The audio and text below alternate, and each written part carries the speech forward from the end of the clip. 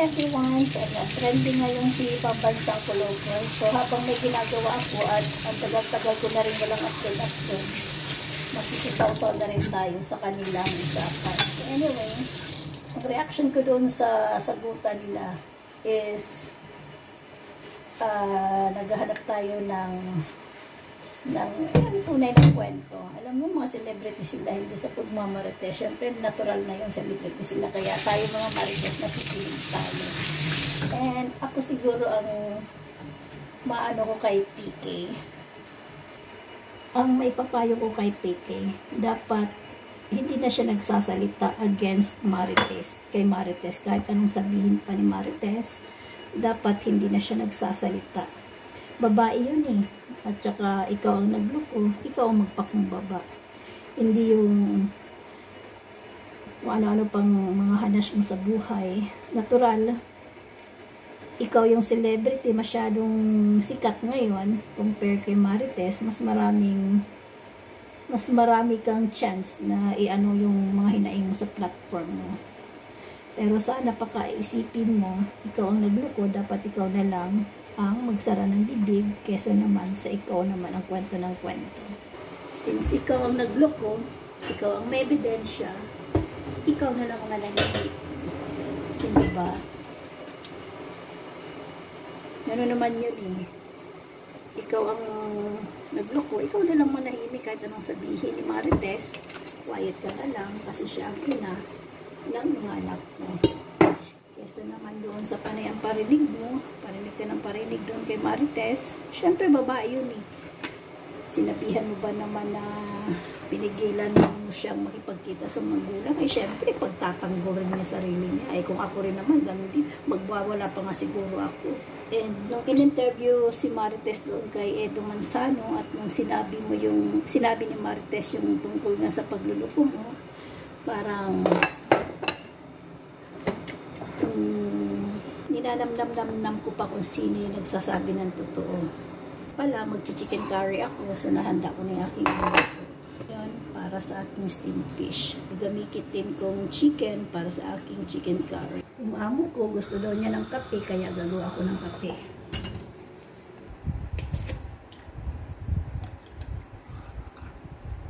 So, ayun na nga, tuloy natin yung usapan.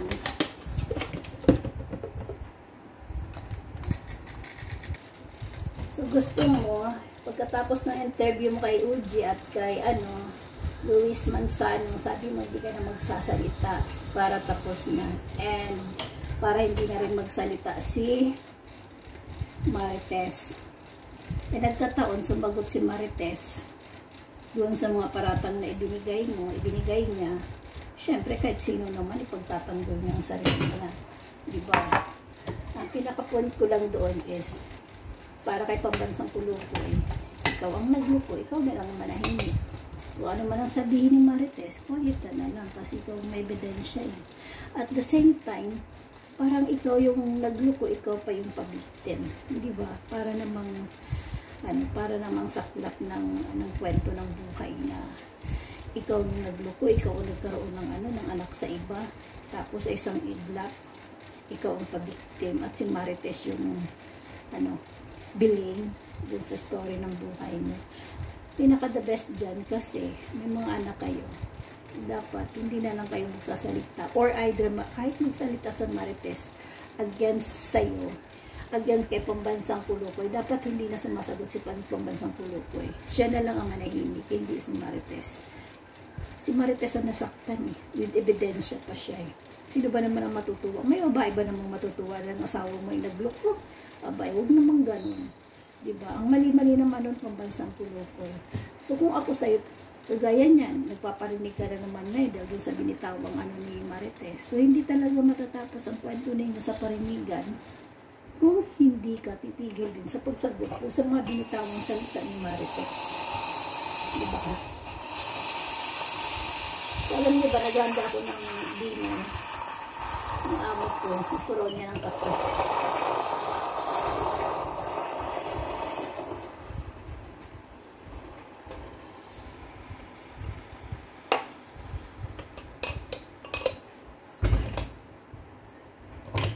Dali lang mga jay. Tapos ngayon, si PK, parang nanunumbat na rin ng mga ibinibigay niya sa anak niya. Parang sumbatan portion na yung labas nila ngayon. And hindi rin naman maganda yun, PK, na isusumbat mo kung ano yung mga binibigay mo sa anak mo. Siyempre, ikaw ang tatay. Natural yun na ibigay mo ang lahat. Kahit walang matira sa'yo. Lalo na special child yung dalawang mga anak. Dapat ibigay mo yun. Tapos dapat tinitigilan nyo na rin si Marites na sa pang-aasar nung bago mo karelasyon. Mabuti nga hindi si Marites yung tipong nanunugod at nananampal ng asawa. Kung ibang babae yun, ako. Hindi lang sampal ang abuti nyo, lalo na kung may anak. May anak kayo, nagkaroon kayo ng anak, habang may relasyon ka pa sa asawa mo at kasal kayo. Naku, kaso yun, kulong ka doon. Sandali lang, bibigay ko lang yung kape ni sir. Baka magtaka na sana kayong katulong ko. So, dahil nagsalita si Marites tungkol sa mga ginawa mo, ngayon manunungkat siya. So, dapat, kung anong sabihin ng Marites, huwag mong sumagot. Kasi ang tao niya, ang simpatya niyan, kahit anong gawin mong paliwanag, si Marites talaga ang biktima sa paningin ng iba. Kasi, nagkaroon ka ng anak sa labas habang karelasyon mo si Marites. So, hindi mababago yun sa paningin ng iba. Kahit anong gawin mong parinig ngayon, pagkikwento, panunumbat, hindi na matatanggal sa mga tao yun na nagdito ka habang kasama mo si Marites sa buhay. So, yun na nga. Nabitin kasi gumawa ako ng kape. Ngayon magsasaing naman ako.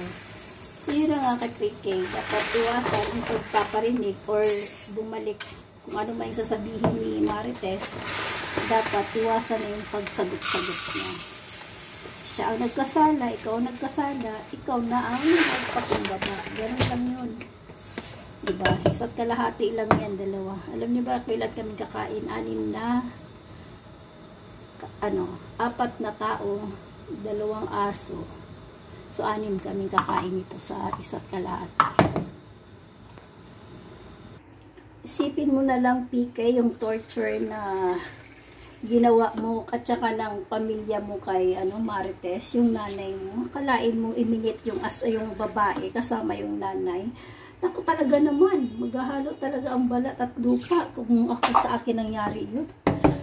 Kaya pala gano'n na lang ang galit ni Marites sa nanay mo kung totoo man. Ikagalit-galit naman talaga yung ginawa nyo, no? Sino ba namang matutuwang babae? Biyanan mo, nakipagkita doon sa babae ng asawa mo. Aba, talaga naman.